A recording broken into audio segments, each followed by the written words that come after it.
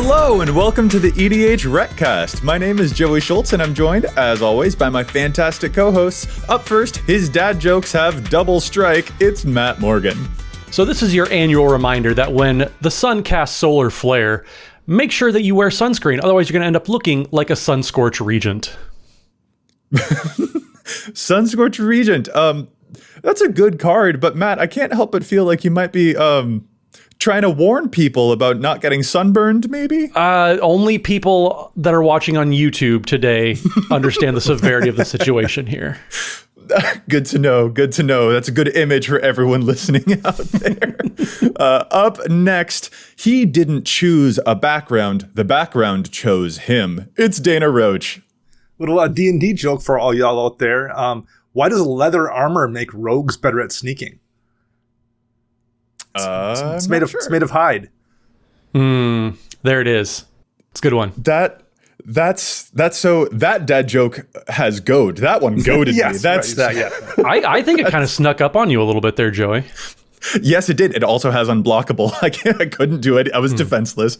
Anyway, this is the EDHRECast. EDHREC is the best deck building resource on the web for the Commander format, compiling data from deck lists all over the internet to provide helpful recommendations for new Commander decks. And here on the podcast, what we like to do is give all of that data a little more context. Dana, do you mind telling us what it is that we're talking about in this week's episode? We are going to talk about our favorite cards of 2022 so far. There's only been 9 sets released, so we don't have the full year, but we've got a few to dig into. Yeah. We're only about halfway through the year, but there have been just so many cool cards coming out in a whole lot of sets. As you mentioned, there have been quite a lot of products, but we did want to pick out a handful of the things that have just made us feel really happy. There's a lot going on, but there are some really amazing diamonds in the rough out there that we just wanted to give some love to because they just really were very exciting and we're happy to upgrade our decks with these cards. And so let's just have a really fun, positive time talking about some of our favorite new cards of the year so far. Real quick, before we get into our main topic, we want to thank Chase, aka Manicurves, for helping us with the post-production of the show. And of course, we want to thank our sponsors for the show too. The EDHRECast is sponsored by Card Kingdom and TCG Player. Ordering from them was like rolling a natural 20. Just go to EDHREC and pick the card in question and select the vendor link down below. Doing so supports both the site and the show. And if you'd prefer to support the show directly, you can do so over at patreon.com/EDHRECast. We have patron tiers of all sorts of levels, whether you want to join our Discord community. We have a Game Finder channel, so if you ever need to find people to join a pod, you can do that over at the Patreon Discord. If you want to see episodes a day early, there's a Patreon tier for that as well. There's all sorts of that and more. Just an excellent way to get yourself a little extra bonus while supporting the show at the same time. All that and more over at patreon.com/EDHRECast. And there's even that legendary tier where everyone just gets a shout out just for joining, a random listener random supporter, I should say, every single week. And this week's special shout out is going to Joachim Sventesen. So Joachim, thank you so much for the support. We definitely appreciate it. And thank you for being a patron. We definitely appreciate every one of them, but we can only give one very special shout out. So I hope you enjoy it. Thank you so much to our patrons and to you, Joachim. And now let's get into our main topic. We are talking about our favorite cards of 2022 so far. So we are looking at Kamigawa Neon Dynasty, Streets of New Capenna, and Commander Legends 2, The Battle for Baldur's Gate. And I don't know, y'all, this is just such a fun feeling year. Dana, as you alluded to earlier, there is a lot going on. I think that Streets of New Capenna, in a way, did kind of completely wash over me. I couldn't keep up with it, but the Baldur's Gate set is really, really resonating with me. So there's a lot going on in that one that I really, really like. But Dana, first, give us your impression of how the year is going. Are there a lot of cards that are exciting you, or is it just a handful of small things? What's your general impression so far of 2022? I haven't walked away from any set really being blown away, but when I go back and look, I have wound up adding 3 or 4 cards from all 3 of these sets to all of my decks, it seems like. So I guess I'm excited. I just didn't really realize it. There's been a lot of really, really good stuff, I guess. I can definitely say that. And I think when the year is done, we're going to look back and just be amazed how many cards from 2022 we've wound up adding to our decks, at least if these 3 first three sets are an indication. That's so funny. I love that. Matt, are you also surprised to find how delighted you were? Or what's your energy on this? Well, the bright side is even if you are overwhelmed, like I definitely have been throughout preview season, there are no separate seasons. It's just one big season, right. Encompassing different sets. So, but yeah, if even if you aren't able to keep up, you're able to circle back through any of these sets or all of them at once, and you're able to probably find 2 or 3 cards, like Dana said, for every single one of your decks, no matter what the theme is, no matter what the strategy is. There's just been a lot of cards printed this year, and a lot of them are just very, very powerful or very cool. They do some neat things. They're doing unique things for sure. So yeah, it's just nice that no matter what deck you have, you probably have gotten at least a card from the 3 sets this year. It's crazy to think it's only been 3 sets. Yeah, for real. And let's get into some specifics. Dana, I'll pass the ball back to you. Tell us about a card that is absolutely standing out from amongst the rest. Tell us about a favorite of yours from 2022 so far. Rather than get into a specific card to start with, I think I'm just going to mention I've been really happy with Baldur's Gate overall so far. Obviously, it's Commander Legends, so like there's a lot of Commander-focused stuff. Not that there isn't in every set these days, but there's even more so in the Baldur's Gate Commander Legends 2 set.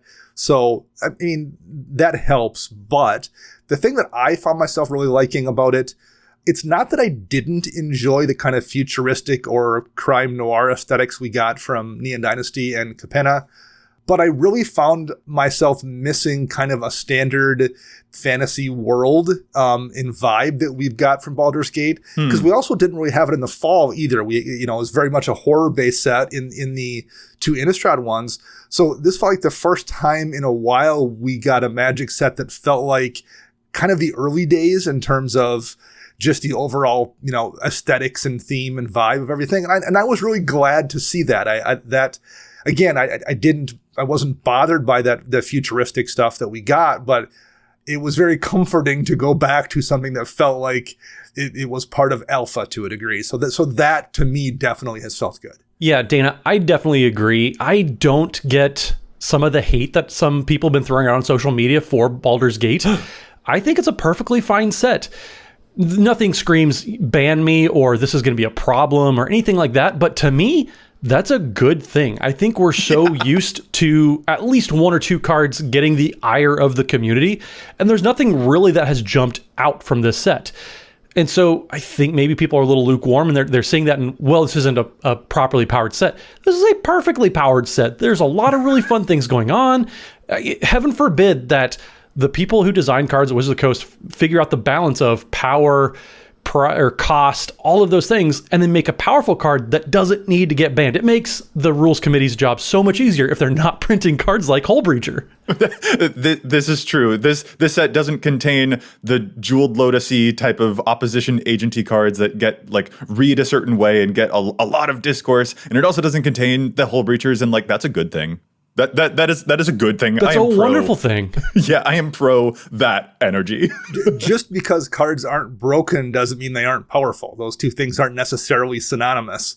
And I feel like the cards in this set are also a little more targeted. Yes, there aren't the Jeweled Lotuses like we mentioned, or the Jessica's Wills, or the Hullbreachers that are almost good in any deck that can run them.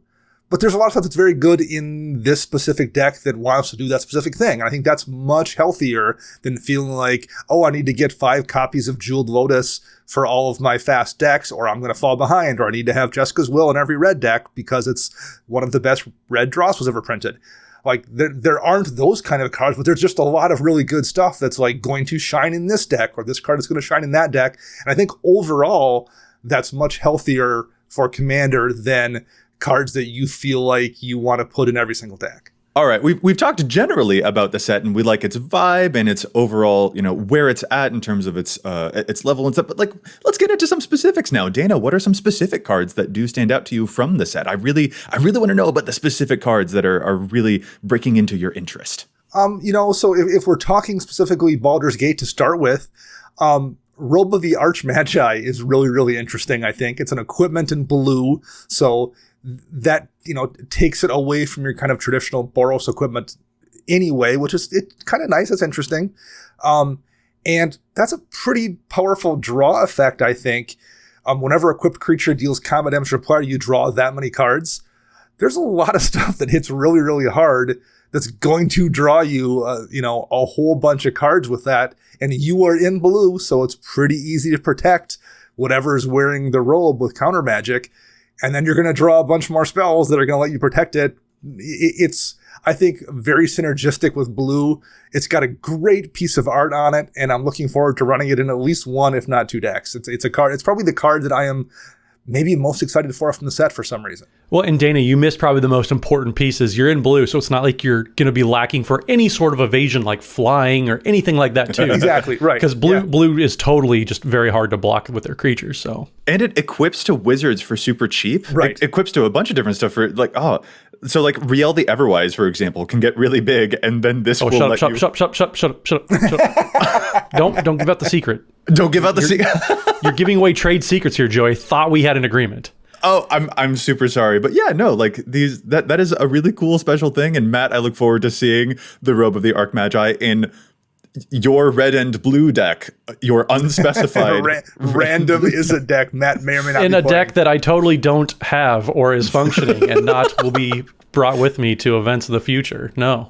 Yeah, no, that exactly hits the point that you were saying earlier. Both of you were saying earlier that like this is powerful in a specific case, and that's exactly where we want power to be, and that is exciting. I think it will really catch some folks off guard which types of creatures are actually also shamans or also warlocks or also wizards that would allow this robe to be equipped for super cheap and to draw them a bunch of extra cards for super cheap. Dana, I really, really like that one. Yeah, well, that's a good observation, Joey. Like, I mentioned this not being the traditional equipment colors, which is usually Boros.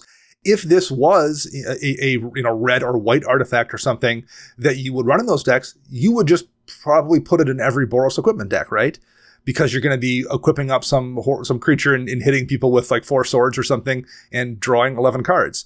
But by having it be blue, you have to make a much more intentful decision about where you're going to run it. And that's the kind of thing I like about this set. There's powerful stuff in here, but it's not generically powerful. It's powerful in a specific build. So yeah, that's perfect. I'm super into that. I want to take a moment to talk about just like my favorite commanders of this Baldur's Gate set, because I like this deck. This set is going to cause me to build some decks, but specifically it's encouraging me to shift some other decks over to new things. I've had Maren of Clan Nel Toth for a very long time, but I have grown a little bit weary is maybe the right word, with the play patterns of that deck, since it is so familiar to me and I've had it for so long. Like, and optimally playing that deck is to repeatedly recur stuff like Fleshbag Marauder over and over again. So I'm constantly recurring removal, and I'm just like, for a little while now, I've been wanting to have a different taste of my sacrificing necromancy ways. And then out comes Baba Lysaga the Night Witch,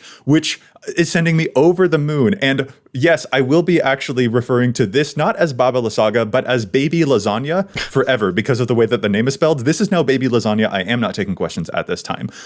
Baby Lasagna is an amazing 3-mana 3/3 in Golgari that lets you sacrifice up to 3 permanents. And if you sacrifice at least 3 different types of permanents from among those things, then each opponent loses 3 life, you gain 3 life, and you draw 3 cards. So if you sacrifice like a creature that is also an enchantment, that counts for 2 types. If you have like a Mishra's Factory, which is a land that can turn into an artifact creature, you can just have Baby Lasagna eat that one thing, and then you'll get that whole effect.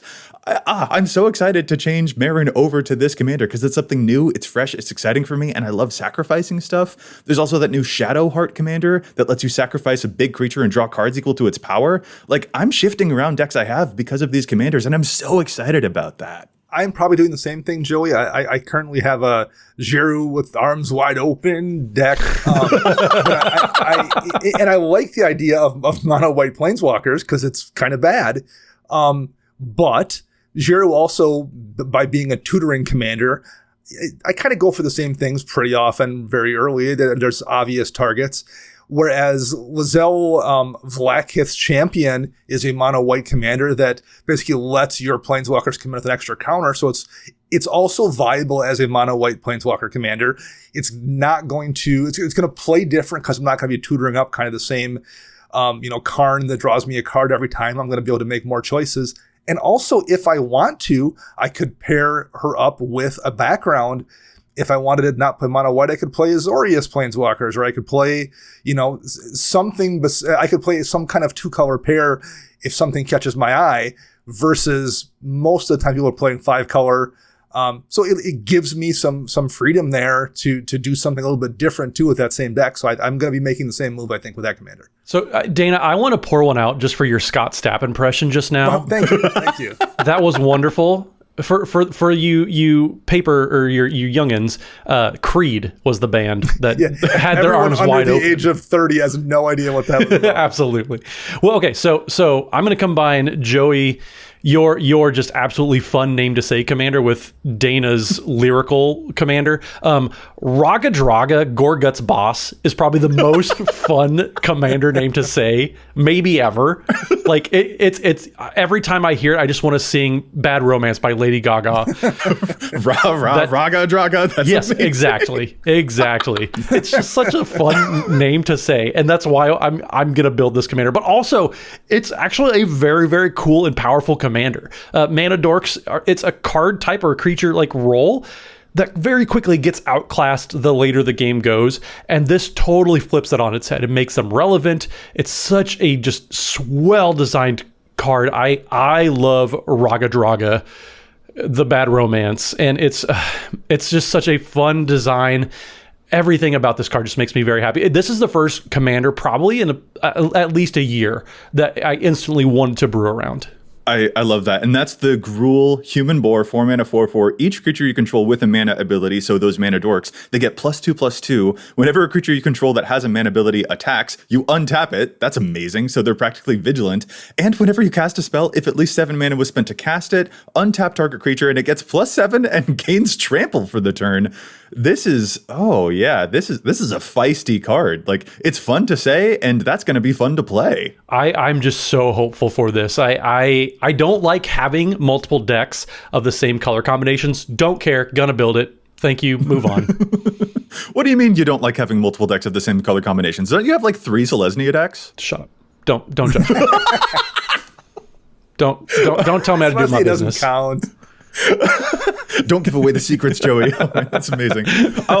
Actually, speaking of having multiple decks of the same color combos, y'all know that I play a lot of Golgari. I have like 3 or 4, it might even be 5 Golgari decks. And one of them for me is Virtus and Gorm, which is my amazing little pokey boys. Virtus just loves to go in there. He's just a little 1/1 with Death Touch. He doesn't do a whole lot of damage, except when he does actually hit an opponent, they lose half of their life, which is so much fun. And that new background, Raised by Giants, seems so good for this deck, and I'm so excited to get my hands on one of these. Raised by Giants is the background that says commander creatures you control are also 10/10s and giants in addition to their other stuff, and that seems so good for partner decks. Any one of those backgrounds seems amazing for partner decks, and I really like playing with partners, and I especially like giving my Virtus and Gorm boys a little bit of extra punch in that regard, turning my little 1/1 Death Touch guy into a 10/10 instead.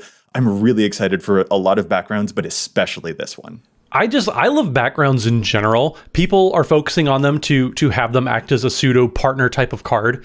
They're just totally fine in decks in the 99. Yes. They're just great card designs in general. So I just love how every time WotC reapproaches the partner mechanic, they're tweaking it a little bit more each time and making it a little more refined. And this is probably my favorite iteration of that. Yeah, whether it was the Friends Forever iteration where you have a limited pool, or the super limited pool of partner with, or this, I feel like every time, you're right, every time they've revisited a variant on this, I've liked the revisitation more and more every time. Backgrounds are fantastic so far. I've got a handful I'm going to run just generically in decks, absolutely, and I'm definitely going to try to put together at least one deck that's running a partner or running a background actually in the command zone. They found a way to make them kind of useful without them being kind of generically useful in a way that they struggled with the original partners, where they were super useful but it kind of lent itself to not building a deck that did a specific thing. These feel useful, but they're not forcing you away from a deck theme either. So kudos to design for once again feeling like they really found a way to nail that in like their third or fourth try here. And they've really done really good work with this set and with finding ways to make that partner variant very effective. And I again like here that these are cards, when you play them in the 99, that encourage you to have your commander in play, which can sometimes be risky, and it enforces a play pattern that I really like seeing in Commander. And some of these are like genuinely kind of just like really amazing. Inspiring Leader is the white background that says commander creatures you own have creature tokens you control get +2/+2. Like if you're playing a Tana the Bloodsower deck, for example, and you've got like 2 partners there and you're making a bunch of tokens, you could have 2 commanders in play that are giving a total of +4 to all of your stuff. Or Criminal Past is one that pumps up all of your creatures, your commanders for all of the creatures that are in your graveyard. And I'm just like, yes, I love a big graveyard. This sounds, go on. I'm really into this. That sounds terrific. And then there's, Dana, I'm sure that this will be catching your eye for your Jervy Treasure deck. Agent of the Iron Throne actually seems like absolutely ludicrous. Yeah. That's the black background that says commander creatures you own have, whenever an artifact or creature you control is put into a graveyard from the battlefield, each opponent loses 1 life. That actually, like, of the backgrounds, that is the one that maybe scares me a little bit, because with treasures, if you got your commander in play, you just kill people with that card. Yeah. They just die. That's amazing. Oh my God. Yeah, in a treasure deck, that's just going to kill people. Well, if we're going to just rant and rave about Baldur's Gate cards, I have one that's actually...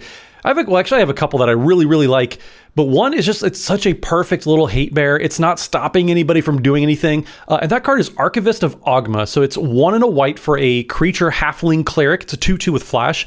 And whenever an opponent searches their library, you gain 1 life and draw a card. Now this is it's just such a perfect balance of hate bear, but also you're getting benefits from it. One thing I know about the hate bear style decks is people don't like you from stopping what they want to be doing. They don't want to, they don't want you to stop them from playing the game or doing their little things. This doesn't stop you or opponents or anybody from doing anything. It's just rewarding you the more that they're doing. So if somebody cracks a fetch land or tutors or whatever it is, or even ramps, it searches their library. So it casts a Farseek, you're going to draw a card off of this. This is such just a wonderful effect. It's not oppressive. It's not stopping people from functioning and shutting decks down. It's just rewarding you. And it's such a perfect balance of, it's giving card draw in white, which admittedly has been a little bit of a struggle, but then they're really just turning a corner in these past few sets. And this card is just peak that balance that they're starting to hit. I love it.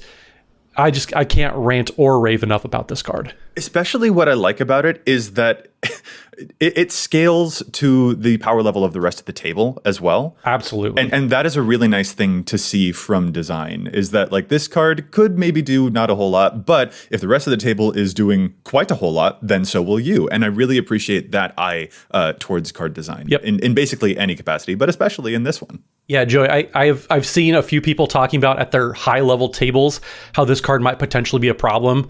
It's only a problem if people are doing problematic things. So if people are tutoring and fetching and all those types of things that are going to be at the higher power level pods, then yeah, this is going to get great value. Otherwise, if you're playing with people who okay, I'm going to crack my Evolving Wilds because I'm in a pre-con level deck, this is still going to get better. It's never a dead card, but it's only as good as the table lets it be. Yes, exactly, Matt. And really, what I'm happy to see here is that this set actually does feel like it's hitting the beats of like finding cool, interesting, fun, and also powerful white cards, it's so funny to me because the first Commander Legend set was like billed and sold as powerful white cards in this set.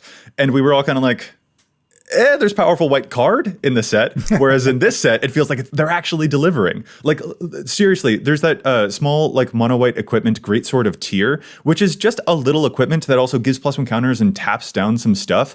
And that common seems better to me than the Mythic Seraphic Greatsword from the previous Commander Legends set. Like, yeah, I'm gonna go there. Like, this common is better than that Mythic. Like, that's the level that it feels at, but it also feels appropriate. And there are just fun cards and that's what matters most. Not that the cards need to be powerful, they need to be fun. Like, Dana, I know you're a fan of that Myriad card from Baldur's Gate as well, giving Myriad to all of your creatures, 8 mana enchantment there. It's kind of weird. It's kind of interesting. I'm curious to see what people do with it, and that is the fun part of it. Yeah, very much so. This was the set with the powerful and interesting cards for white. There was a lot of stuff that I would see during the previews. I'm like, oh, finally, white's getting some stuff. Oh, finally. the sword of apologies for Traffic Greatsword, like you said. This, again, say what you will about mistakes WotC's made in Commander. I feel like for the most part, they don't repeat them. They've been doing a much better job, like acknowledging things that didn't go quite right and finding ways to correct them. And that's really the best you can hope for. Yeah, absolutely terrific. Really, really thrilled. But you know what? We've just been talking about one set so far, and there are 2 other sets that also came out this year, and there are cards from those sets that we really like too. So we'll get to those in a second. Like, I'm really excited for it. There's a lot of cards that we're really excited for. It's great positive vibes. Really, really happy about it. But let's get to them in a moment, because another thing that has all of the positive vibes to it as well is Challenge the Stats. It's just one of our favorite things to do here on the podcast. We like to do it every episode. There's so much data on EDHREC, but we don't always agree with all of it. Sometimes we think that cards see too much or too little play, so we love challenging those statistics. Matt, do you mind starting us off this week with your challenge? Well, it's not technically my challenge, but I can start us off. So one of our listeners went to patreon.com/EDHRECast and joined the Discord community. And they actually joined where you can submit a challenge of stats every single week. And it goes into our pool that we pick from. We give a challenge every single week, a highlight. And this week, Rutabaga in our Discord challenged a card that I think is actually, it's a very, very old card, but I think it's a great card. And that card is Necrologia. It is 3 black for an instant that says you can only cast Necrologia during your end step. And as an additional cost to cast Necrologia, you pay X life and you draw X cards. So they point out that they would like to challenge Necrologia in Quasar Augur of Agony's decks. There's already 1,000 Quasar decks, and deck builders have noted the power of Peer into the Abyss with a 63% inclusion, which is a sorcery for 7 mana where you draw half your cards rounded up and you lose half your life rounded up. Necrologia does very similar things, letting you draw cards equal to the amount of life you pay into it, which you'll then get right back thanks to Quasar's draw trigger, and possibly taking out opponents in the process. So Quasar Augur of Agonies is a pretty simple ability. It's just whenever you draw a card, target opponent loses 1 life and you gain 1 life. So you're effectively able to pay X life, draw a bunch of cards, and then have opponents lose that much life, and then you just gain that life right back. So really, they're the ones paying the life when you really think about it. But yeah, this is an absolutely powerful inclusion. Quasar decks are only playing this in about 19% of decks right now. And this is just such a catch because Peer from the Abyss is played in over 60% of decks.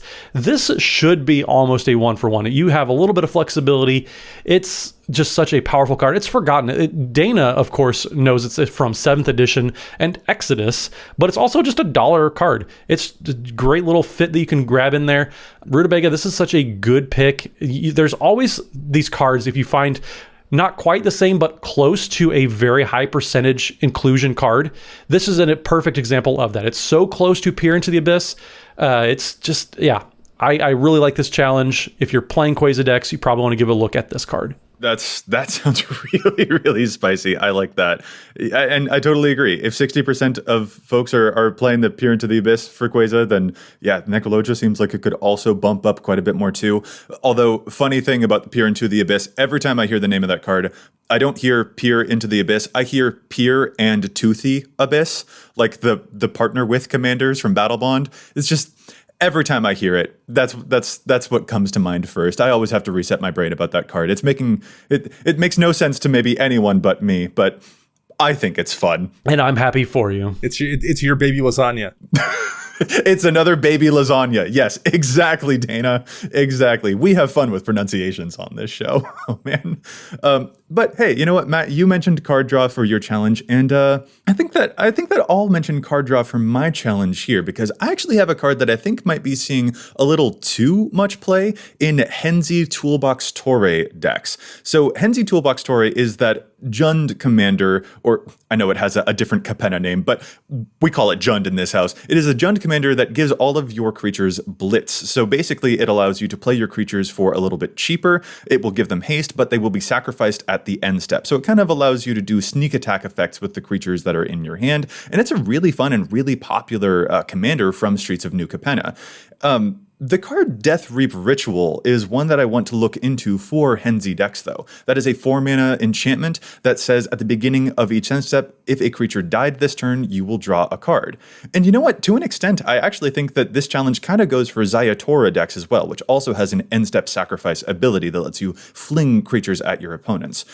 Death Reap Ritual draws a card on each end step if a creature died this turn, but the thing is that both of these commanders, Henzi and Zayatora, they both have creatures die on the end step. They sacrifice things on the end step, and Death Reap Ritual doesn't actually draw a card off of those types of sacrifices. According to the rulings on Death Reap Ritual, a creature has to have died before the end step, or else the ritual won't trigger at all. This is something called an intervening if trigger for those rule-savvy folks who are out there, and yet Death Reap Ritual shows up in 35% of Henzi decks and like 11% of Zayatora decks. And I think it actually came in the Henzi precon. This could be a good card if you're doing enough other death trigger stuff, but this is just an important rules non-bo that I really wanted to point out to folks, because the fact that it's in the precon but doesn't actually directly synergize with the commander is a little bit tricky to catch. And I just think that it's important, and maybe that might encourage you to find a different card draw spell to use instead. But yeah, just be aware of how much death trigger is actually going on in either of these Jund decks for you to see if this is really the right card draw enchantment for you. So anyway, yeah, little weird rules non-bo for me on my challenge there. But hey, now we're going to round it out with yours, Dana. What's going on for you this week? So I want to challenge the stats a little bit on a card from way back in the Innistrad block, Bower Passage. It's 1 and a green, and it just says creatures with flying can't block creatures you control. And the reason I want to challenge it is that I was putting together a Dromoka the Eternal deck fairly recently, and I, asked myself the question, what can I do to make sure I can poke through damage? I need some way to give my creatures, say, trample, for example. So if somebody has out some flying blockers, I can make sure to carry some of that damage over. Except for the thing that's better than trampling damage over the top is just hitting people in a way that is unblockable in the first place. Trample damage can still be soaked up, or some portion of it at least. If you have a bunch of flyers, the only thing that can block your flyers with Bower Passage are creatures with reach. So basically nothing. Unless you're playing someone's Spider Tribal deck, Bower Passage gives flyers a functionally unblockability. Primal Rage that grants your creatures trample is a $5-ish card for the same mana value. Bower Passage is a 5-cent card for the same mana value. And I definitely wouldn't recommend running Bower Passage if you've got a bunch of creatures on the ground. But if you are playing a dragon deck, for example, in green and want to be able to punch people in the face and not have to worry about your stuff getting blocked, that's a really good solution. It's going to give your creatures functionally unblockable in any kind of a deck that has access to green where you are running a bunch of flyers, which is a surprising amount of decks. There's a good bit of Angel Tribal deck that are running access to green. There's more than a few bird decks that are in banned colors. There's a lot of 5-color dragon decks out there. There's a lot of Garul dragon decks out there. It's just a really good, cheap way to be able to ensure your damage punches through to hit people. And it's a way to do it for, less than the cost of a gumball. So Bower Passage in just 2,000 decks right now, and it should see more play in decks that are really heavy on flyers.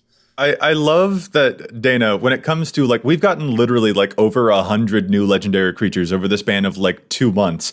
And when it came time for you to decide, what new deck will I build? Yes, this one from 8 years ago. That's the thing for me. It's Tarkir's time. It's time for me to look at that set and say, okay, what commanders am I ready to play? And I'm slowly moving forward. And any day now I can pick something from Ixalan. What is this newfangled thing called? Right. The Obzon. Exactly. That's so terrific. Oh, man. Okay, let's get back to talking about some other cards that we love from this year so far.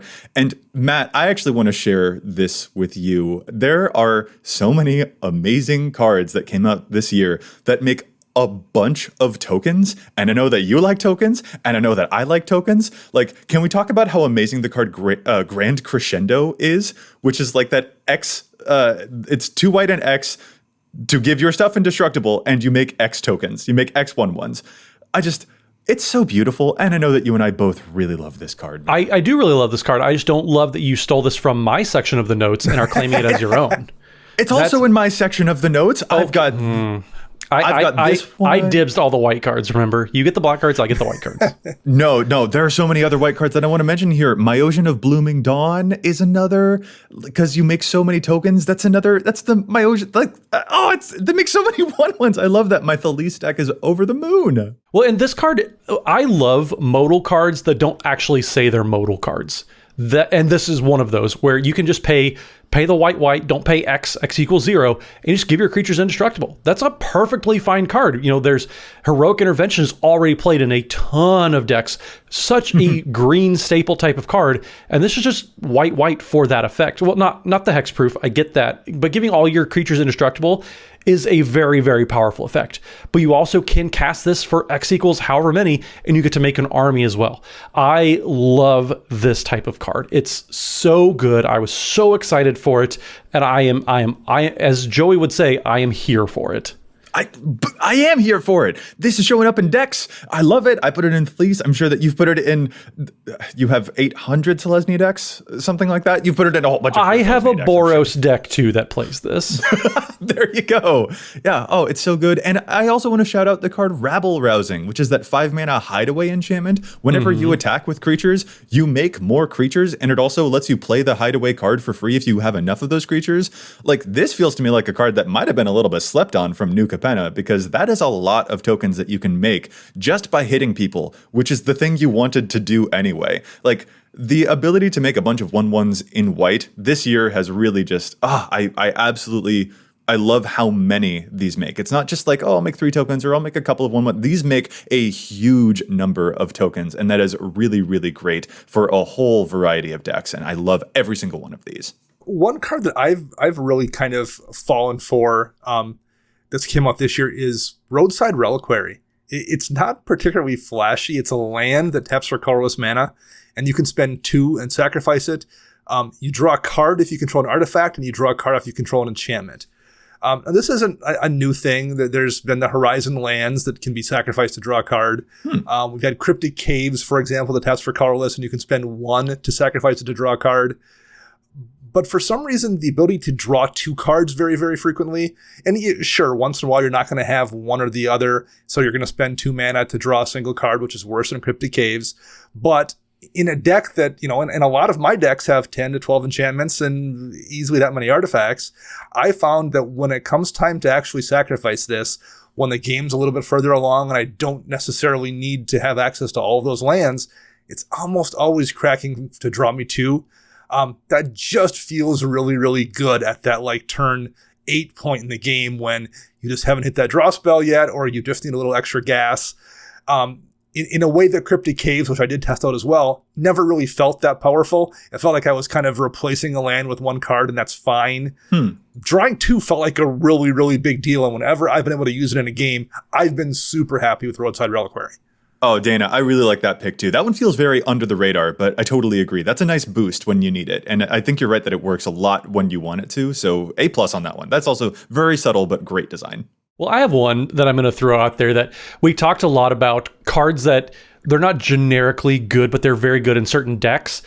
I'm going to push back against that. I'm sorry. I'm going to put one in there that it's just good in every black deck, and every time that I've seen it, it has blown my mind. Oh. And that card is Protection Racket. It's 2 and a black for an enchantment, and it's basically Dark Confidant for the table. So at the beginning of your upkeep, you repeat the following process for each opponent in turn order. You reveal a top card of your library, then that player may pay life equal to that card's mana value. If they do, you exile the card. Otherwise, you put it into your hand. So people have a choice to either pay a bunch of life so you don't get to draw extra cards, or you get to draw extra cards. So either you're drawing more cards or you're burning them down. And this, oh my gosh, this card has done so much work. I bought 2 of them without a deck in mind to put them in, but I just know that I'm going to need them eventually. This card is so absurd. I haven't had so many WTF moments as I have from this card in a long time. Oh, Matt, you're reaching into my part of the notes now, too, because I also put this down as a card that I wanted to talk about because I love it. All three of us put this card into our notes. I just wanted to claim it as my own. I don't think I've seen this hit the table when at least one person in the pod didn't go, well, that can't work that way. Yes, in fact, it can work that way and does. Yeah. And it's only 3 mana. That's the most absurd part. Is this does so much work for only 3 mana. And it's a clever design too, because sometimes you have these things where a powerful card like this scales in a way at higher power levels where it gets even stronger and stronger. Looking at Dockside Extortionist, for an example, this isn't that. This is a card where at relatively casual tables, it's an absolute monster, and it's much less frightening when everyone's flipping over 1-drops and 2-drops at like higher competitive power levels. Yeah, this is we have played on our stream twitch.tv/EDHRECast. We have seen Protection Racket cause a racket when I've played it in my Yannette Cryptic Sovereign deck, because that is a deck that I have just packed to the gills with a bunch of 7 and 9 drops, and just on the upkeep flipping over, hey, Dana, would you like me to have this Mind's Dilation in my hand, or would you like to lose 7 life? Hey, Matt, would you like for me to have this Emiria's Call in my hand, or would you like to lose 7 life? Like, for that to happen over and over again, yeah, I do love it. It rewards you for being a little bit foolish with your decks, and I love that. That's my favorite way to describe it. If you get to be foolish with your decks, and this rewards you for that, that's just right up my alley. Oh, yeah, such a terrific pick. Absolutely love that one. I also, here's a maybe a little bit more on the subtle end. It's a card that I've praised on the podcast before, but I also really want to shout out March of Swirling Mist, which is the blue X spell from Neon Dynasty that lets you phase out X creatures. That's just so lovely. I just really, really like that effect. It can be used defensively to protect your creatures if they were about to be Cyclonic Rifted or destroyed by some type of board wipe, or it allows you to just blank out someone else's attackers for a while, or it allows you to get rid of a couple of other people's blockers so that you can swing in for lethal. There's a wonderful, just a terrific amount of flexibility with this card, including how many creatures you hit with it and its own mana cost, because you can actually get rid of blue cards from your hand to make it a little bit cheaper. This is a terrific card for me that I've used defensively and offensively. I've used it to go big. I've used it to save just one thing before. I really, really appreciate March of Swirling Mists a whole lot. Yeah, I'm a big fan of both Aetherize and Aether Spouts in blue decks as a way to just mass bounce people for having the gall to dare attack you. But the problem, such as it is with those cards, is people can then get their, ETB triggers back if the deck cares about those kind of things. Like, sometimes there's a downside to it. Right. In this case, they don't get that. Like, you are just phasing those creatures out, and if you're using it as a fog, they aren't going to get those things back. If you're using it to remove blockers, you might be killing them, so I guess it doesn't matter. But if they do get their things back again, you're not getting those triggers. It's a really, really solid card, but also it isn't one of those ones where I feel like I want to pull out Aether Spouts or Aetherize. It's good in its own way, and I have to consider whether the deck prefers one or the other. And I like that as a design where you're forced to make tough choices. Mm-hmm. I love that. Another one that I've really liked so far out of New Capenna is An Offer You Can't Refuse. Ooh. The name is obviously fantastic, and it should be ran just for that reason. But it's a great counterspell. Instant speed for, a single blue counter target non-creature spell, and its controller creates 2 treasure tokens. The efficiency of that is fantastic, particularly for the way I play counterspells. And, yes, if you're playing in a super competitive meta where you need to be as efficient as possible, it's still really good there. For me, I don't tend to run counterspells for anything other than a way to absolutely save myself from losing a game. I'm not running them to control the board. I'm not running them for value. I have, 3 or 4, maybe 5 counterspells in a couple of my blue decks, and I'm just running them as an oh crap button that I can hit in the eventuality that something bad is about to happen.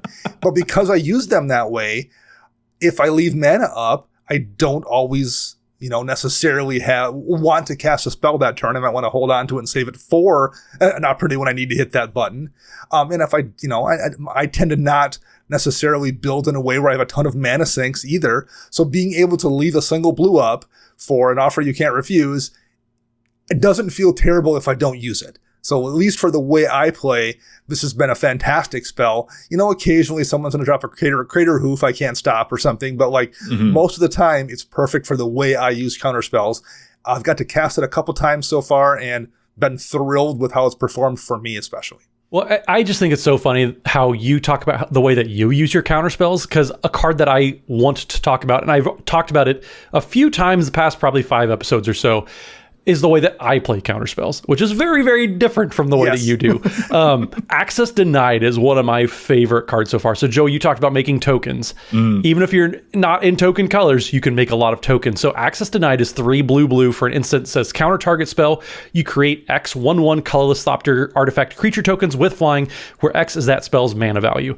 And these types of counter spells, I absolutely love. Yes, you can play the hyper efficient ones as the oh crap button, or you can play these big mana counter spells that are effectively getting you some massive advantage and stopping something massive from happening at the same time. The tempo swing with cards like this can be enormous.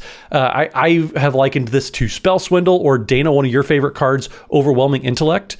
If you look at these as I'm going to create an army of Thopters, or I'm going to make a whole bunch of treasure, or draw a bunch of cards, instead of, well, it's a counter spell, but it's a narrow counter spell, and so maybe I get a little bit off of it. If you just look at this as a draw spell or an army in a can, anything like that, just change your perception on these counter spells just a little bit.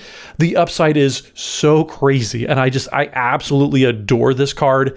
I play it in any blue deck, because who doesn't want a bunch of Thopters while also stopping that Avenger of Zendikar from happening? Right. That's just such a huge momentum swing, because not only are you denying somebody a massive mana investment, but you're getting your own bonus based off how big their investment was. It is so good. I love this card.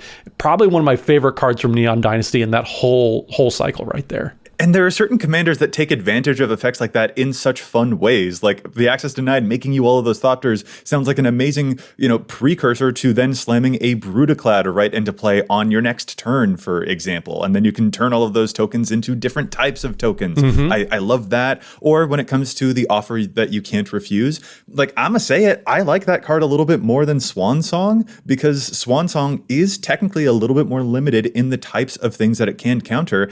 And Swan Song creates a bird token for your opponent. And a thing that I have actually encountered a small handful of times when I am playing a deck that would want a very efficient type of counterspell is that usually I'm using those counterspells to protect a really big commander that might be trying to Voltron in my opponents for commander damage, for example. And giving my opponents an evasive blocker actually does stop me from being able to chunk them in the air with commander damage. And giving them 2 treasure tokens completely avoids that, and it has a little bit more targets. So yeah, I love both of these. They are on a little bit opposite sides of the spectrum in terms of like big wild effects and small efficient effects, but they both have such wonderful nuance to them that I can't help but fall in love with them. I love it. I'm just shocked Matt plays blue cards. You know, if it's making creatures, I can play whatever color need to be. That's true. That makes more sense. Good point. And you know what? Actually, there's one other thing that I really want to shout out here too, and it's something that again we have mentioned a couple of times, but like the 3 mana rocks that have been coming out are really, really impressive, and I definitely want to give a huge nod to Glittering Stockpile, which is the red 3 mana rock. It is itself a treasure. You can tap it to add a red, and you get a stash counter on it, and you can tap it, sacrifice it, and get X mana of any one color, where X is the number of stash counters that have been accumulated on this thing. Like, this is just so cool and exciting and fun, and I love the build-up. I love the drama of this card. I just really appreciate that, and there are fun new 3 mana rocks in the Baldur's Gate set too. I think I forgot to mention this earlier in the episode, but that Decanter of Endless Water mana rock, 3 mana, tap to add 1 mana of any color, and you have no maximum hand size. This is basically a manalith version of Thought Vessel. Like, I just love these. Like, they are doing really, really well with those 3 mana rocks, and I know it's something that we've praised before, but these two especially are tremendous highlights for me that I really want to give some spotlight to. I really like the design on these, and I'm excited to play them in a whole lot of places. Yeah, I mean, it's another good example of forcing you to make a choice.